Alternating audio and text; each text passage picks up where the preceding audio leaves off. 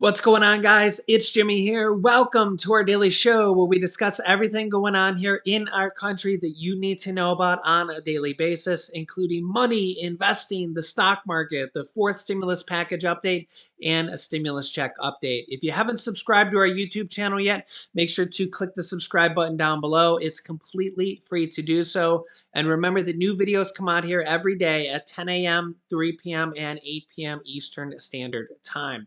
We have a new bill that has been passed for a major large state here. Actually, we have several different states here that are passing state stimulus packages, stimulus checks, tax relief bills, as we have more and more states here now considering state stimulus checks, stimulus packages, tax relief, gas tax relief, multiple different things. And a lot of states are doing them in waves, So a lot of states are doing them.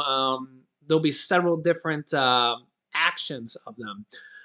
This comes as the economy is kind of very it's kind of, they call it a K-shaped recovery. Right now we're experiencing low unemployment. The stock market has been just getting crushed here recently.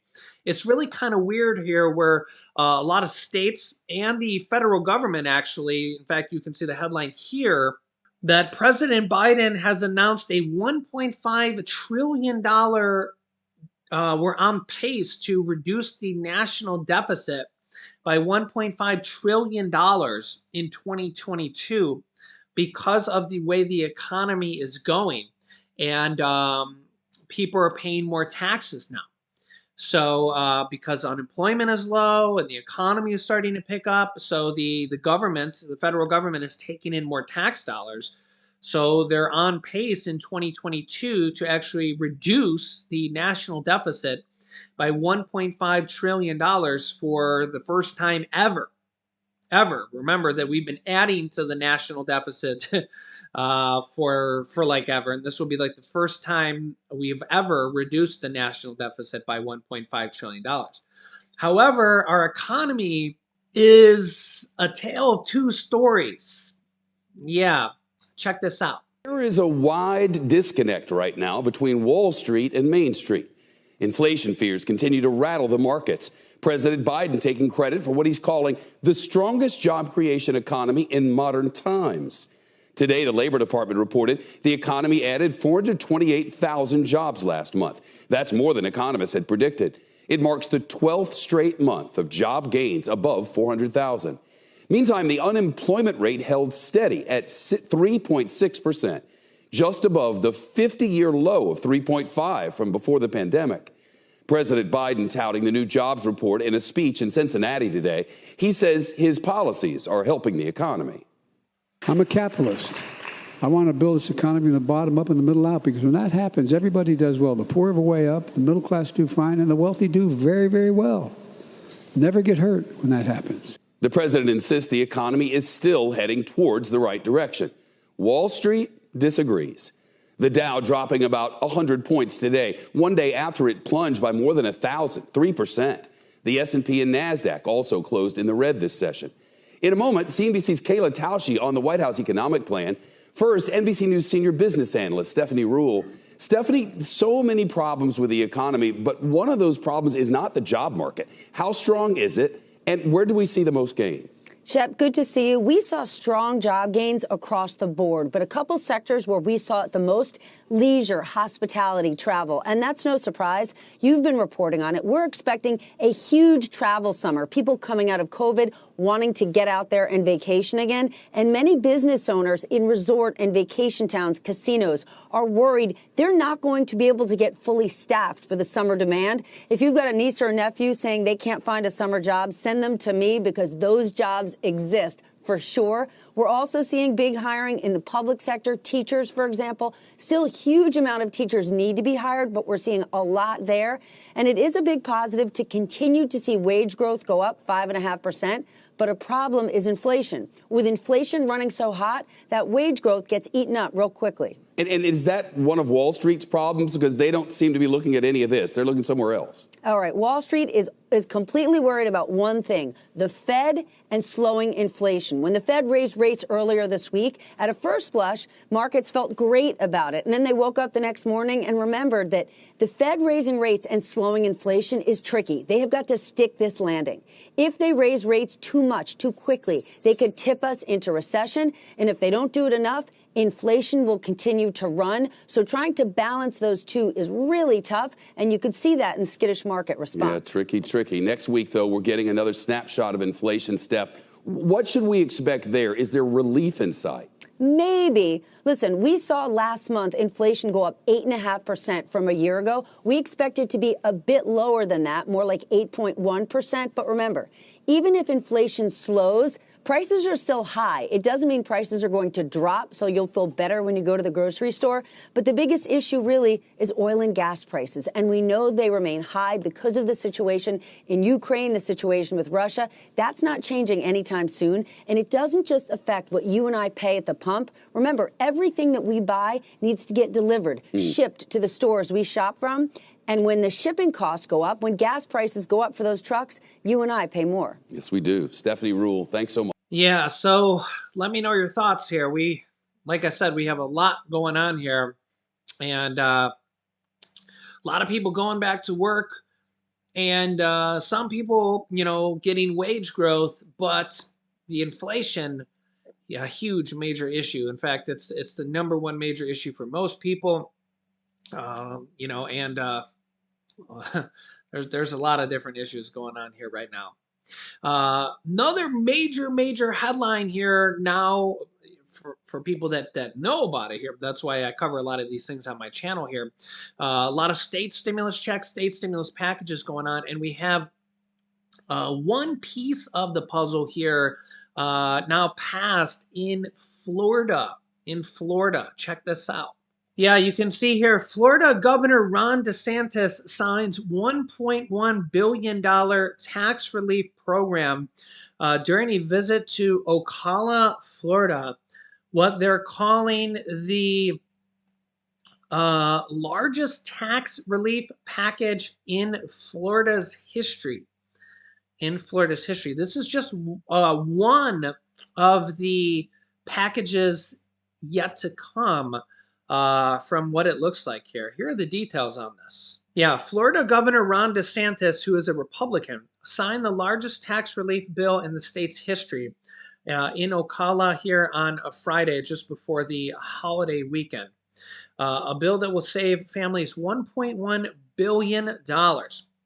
DeSantis spoke from a podium with a stack of Huggies diapers as a backdrop in the middle of a Sam's Club. He was flanked by families holding children and many of Marion County's elected state Republican leaders, saying, quote, "The tax relief you're going to see will be breaks in critical needs like gas, diapers, disaster supplies, tools for skilled trades, recreational activities, you name it." He said the state will cut 25 cents per gallon in state and county gas taxes during the month of October. He's gotten a lot of criticism from that because it's waiting until October, a month before his reelection goes up for vote, and will eliminate sales tax for 1 year, beginning July 1st, for diapers, children's clothes, and shoes. The governor said that the tax cut can be funded because the state has amassed $20 billion in surplus revenue, above estimates, in the past 17 months. The tax relief bill, known as HB 7071, was signed by DeSantis into law on Friday at the event. So note that they have $20 billion in surplus revenue. Okay, $20 billion with a B. Attending the event were many of the elected state officials. The Republican governor fired a shot at Democrats, stating that the state's giveaways will help with the federally induced inflationary spiral, while warning that a Biden-induced recession, which I hope doesn't happen. He's a big opponent of Biden, he might be running against him for president. DeSantis did not point out that one of the biggest single reductions in the package, $200 million for eliminating the sales tax on gasoline in October, is paid for with federal dollars from the Biden administration's American Rescue Plan. Now, note that I didn't point that out, that this article right here from Ocala.com, which is a city website, did. That's it. That's interesting. Now, note that the $200 million for eliminating the sales tax on gasoline, that's $200 million. Note that they have $20 billion in surplus. Okay? 20 billion with a B. 20 billion. Okay? The gas tax reduction was 200 million. And this whole package was 1.1 billion. 1.1 billion. This Florida Gov website says 1.2 billion. So it's 1.1 billion to 1.2 billion. So there is a lot more money there, and potentially more could be coming. Drivers should see a 25-cent cut in gas tax a month before the November election. DeSantis's wife, Casey, and two of the couples there, young children, were at DeSantis's side. DeSantis personally welcomed the diapers break. Casey said, "We are going to be able to take advantage of it in our family," she said. Well, I'm not sure about that. I just looked it up. Governor Ron DeSantis is worth, as you can see here, $52 million. So I'm not sure he's going to be too worried about saving a few dollars on diapers. So you got to remember that it's, some of this is, just political. I don't think Ron DeSantis' wife is worried about saving a few dollars on diapers.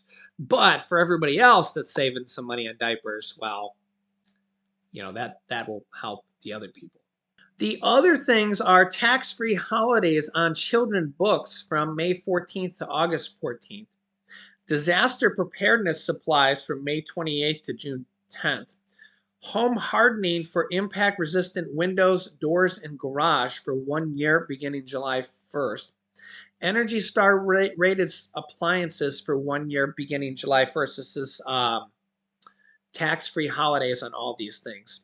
Recreation equipments, back-to-school supplies, tools and home equipments, and Marion County residents also have this break as well. Now, here's what's interesting is, as you can see here in headlines, Florida's $112 billion budget, the largest in history, has not been signed. Yeah, lawmakers have approved this budget, by far the biggest in Florida's history, with the help of $3.5 billion in federal aid intended to help the states recover from the pandemic from the last stimulus package from Biden. But the governor has not acted on the budget yet. He's expected to veto plenty in this package to bolster his positioning against inflation and further enhance the state's already substantial reserves. So, yeah, there's going to be a lot of fireworks, I guess, coming here from the governor, who is viewed as a potential Republican presidential contender in 2024. But he even got some criticism in this article here. One of several Democratic running against him said the tax package contained corporate giveaways Republicans included at the expense of Florida taxpayers. Florida Democratic Party Chairman Manny Diaz said it's blatant hypocrisy for taking credit for the tax package. Last year, Ron DeSantis strongly opposed the American Rescue Plan, calling it pork barrel spending and Washington at its worst. Now he is turning around trying to use the American Rescue Plan money to boost his political career. As Floridians are struggling to cover rent and pay for gas, the best Ron DeSantis can do is use funding provided by President Biden and Democrats to provide gas tax relief during the month before he is up for re-election, and only for 1 month. Now, note that they have $20 billion in surplus, and that whole package was only a little bit over $1 billion. They got a lot more money, so hopefully there'll be a lot more coming here for Florida. And you notice that there's a whole lot more. So let me know your thoughts here in the comments on this. Next up, let's cover this. The state of Rhode Island. You could see here gas tax relief bill being heard at Rhode Island State House. State officials estimate this will help save Rhode Island drivers over $150 million. Yeah, check this one out. A bill to cut gas taxes in Rhode Island through the end of the year is being heard at Rhode Island State House here just before the weekend, Thursday night. The bill, sponsored by Representative James McLaughlin, proposes through December 31st, 2022. So this would be all the way through the end of the year. The state's 35-cent tax on every gallon of gas would be lifted. That would be pretty good, not just 1 month. Rhode Island's officials estimate this will save drivers over $150 million through the end of the year if passed. Quote, I just can't see any near-term solution. You need to get to work. I need to get to work. Talking about the government officials, I believe. According to AAA, gas prices in the Ocean State are up 9 cents just in the past week, averaging $4.18 a gallon. Saying, quote, forget the politics. I know midterms are coming up. Concentrate on what needs to be done now, the representative added. He said that 73 out of 75 signatures from members in the House saying that he has these. So he has a lot of support for this from Rhode Island. So there is apparently a lot of support for this. And this would be suspending the gas tax for Rhode Island all the way through the end of the year, not just for 1 month. So that could be really good here. There's also been recent support here from a lot of Democrats in Congress calling to support getting rid of the federal gas tax here on a national level, which would be 18.6 cents per gallon from the federal gas tax would be for the entire country, which is it's kind of like a mini stimulus check every time you go to the gas pump. As a way to do that here as well. So let me know your thoughts on that here as well. Nancy Pelosi had previously said she would prefer stimulus checks, and then we have a lot of Democrats calling for getting rid of the federal gas tax here as well.